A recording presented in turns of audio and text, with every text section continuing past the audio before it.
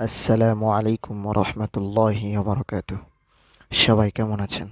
আশা করছি সবাই ভালো আছেন, আর আমিও আপনাদের দোয়ায় অনেক ভালো আছি। তো আজকে আমি আপনাদের মাঝে এমন একটা গুরুত্বপূর্ণ দরুদ শরীফ নিয়ে কথা বলবো। এই দরুদের আমল যদি আপনি করতে পারেন, আল্লাহ পাক রব্বুল আলামিন আপনার জিন্দেগির সমস্ত গুনাহ আল্লাহ মাফ করে দিবে। তবে দেখুন, আল্লাহ পাক রব্বুল আলামিন সবসময় আমাদেরকে মাফ করায় দেওয়ার জন্য প্রস্তুত থাকেন। শুধু আপনি মেলা কিছু বলার দরকার নেই, শুধু এইটুকু বলবেন, আল্লাহ তুমি আমাকে মাফ করে দাও। দেখেন, আল্লাহ পাক রব্বুল আলামিন হচ্ছে অনেক দয়ালু, অনেক দয়ালু। তার বান্দাদের জন্য সে অনেক দয়া করে। কিয়ামতের ময়দানে মানুষদেরকে, তার বান্দাদেরকে মাফ করে দেওয়ার জন্য বিভিন্ন উসিলা খোঁজ করবে, বিভিন্ন উসিলার মাধ্যমে মানুষদেরকে মাফ করে দিবে, জান্নাতবাসী করে দিবে। ঠিক আছে না? তো আপনি দুনিয়ায় থাকতে যদি আপনি আল্লাহকে শুধু এইটুকু বলতে পারেন, আল্লাহ আপনি আমাকে মাফ করে দেন, ভুল হয়ে গেছে, ভুল করে গুনাহ করে ফেলেছি, শয়তানের ধোকায় গুনাহ করে ফেলেছি, আল্লাহ আপনি মাফ করে দেন। আল্লাহ পাক রব্বুল আলামিন আপনার জিন্দেগির সমস্ত গুনাহ মাফ করে দিবে।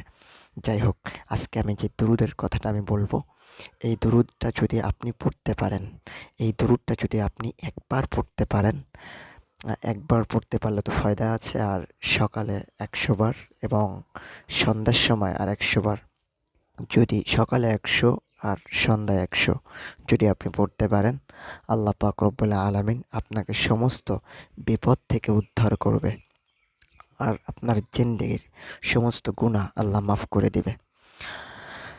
তো দেখেন, আমরা জীবনে মাঝে মাঝে এমন এমন মুহূর্ত আছে যে আমরা অনেক বড় বড় গুনাহ করে ফেলেছি, এত বড় ভুল করেছি, এত বড় গুনাহ করেছি যে গুনাহের খবর যদি নিজের ফ্যামিলিতে কেউ জানতো, ফ্যামিলি থেকে তাড়িয়ে বের করে দিত। যে গুনাহের খবর যদি নিজের ভাই জানতো, ভাই আমাকে ত্যাগ করে দিত, ভাই বলে পরিচয় আমাকে দিত না। এত বড় জঘন্য গুনাহ আমরা করি মাঝে মাঝে। নিজের মাও যদি জানে, নিজের মা ঘর থেকে বের করে দিতে পারত। কিন্তু আল্লাহ পাক রব্বুল আলামিন, আপনি আমি কি গুনাহ করেছি, কি বৃত্তান্ত, কোথায় যাচ্ছি, কোথায় চলতেছি, কি দেখতেছি ফিরতেছি, সব কিছু আল্লাহ পাক রব্বুল আলামিন জানে।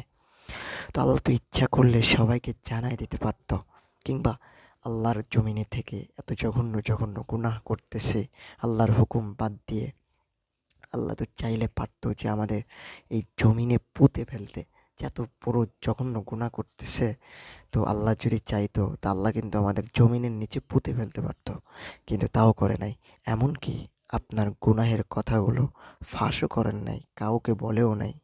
আপনি যে গুনাহ করেছেন এটা কাউকে বলে নাই, আল্লাহ পাক রব্বুল আলামিন গোপন রেখে দিয়েছে। এই জন্য আল্লাহ পাক রব্বুল আলামিন বলে, বান্দা তুমি যদি অন্যের কোনো গোপন কথা, এমনটা হয় না যে আপনার ভাই বন্ধু গোপনে একটা কথা আপনাকে বলেছে, বলেছে ভাই তোকে আমি বিশ্বাস করে বললাম, তুই জন্য কাউকে বলিস না, ওই কথাটা আবার আপনি যদি আরেকজনকে বলে দেন, এটা আল্লাহ বেরাজি হয়।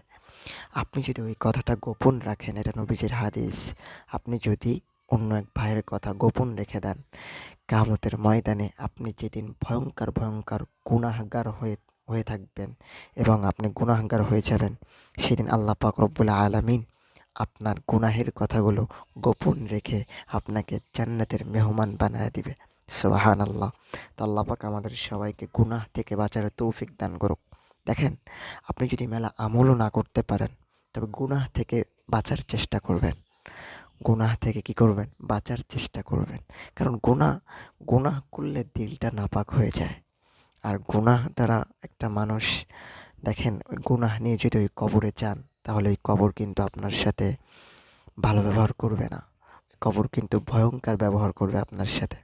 যখনই আপনার সাথে ভয়ঙ্কর ব্যবহার করবে, তখন কিন্তু আপনাকে কেউ হেল্প করবে না, কেউ আপনাকে শুনবেও না তুমি কেমন আছো। কেউ আপনাকে ডেকে জিজ্ঞাসা করবে না কি ব্যাপার, কেমন আছিস, খাচ্ছিস, ঘুমাচ্ছিস, কেউ খবর নেবে না। সবাই যার যার মতো থাকবে, কিন্তু আপনার কথা সবাই ভুলে যাবে। ঠিক আছে? এই জন্য এখনও সময় আসেন আল্লাহর পথে ফিরে আসুন, আল্লাহকে ডাকুন, বেশি বেশি দরুদের আমল করুন, তাই না? দেখেন, আপনি যদি একবার দরুদ পড়েন, আল্লাহ পাক রব্বুল আলামিন আপনার ওপর 10টি রহমত নাজিল করবে। শুধু তাই নয়, আপনার জীবন থেকে 10টি গুনাহ 10টি গুনাহ আল্লাহ পাক মাফ করে দিবে।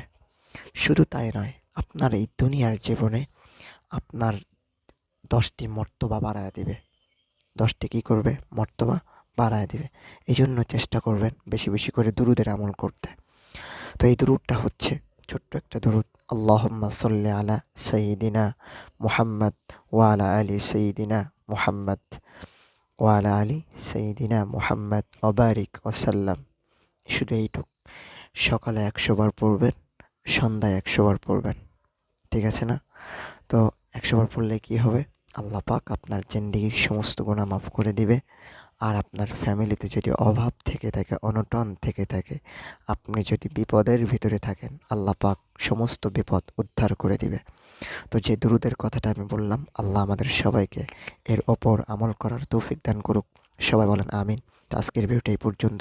সবাই ভালো থাকবেন, সুস্থ থাকবেন। এখন আমি আপনাদের মাঝ থেকে বিদায় নিচ্ছি। আসসালামু আলাইকুম ওয়া রাহমাতুল্লাহি ওয়া বারাকাতুহু।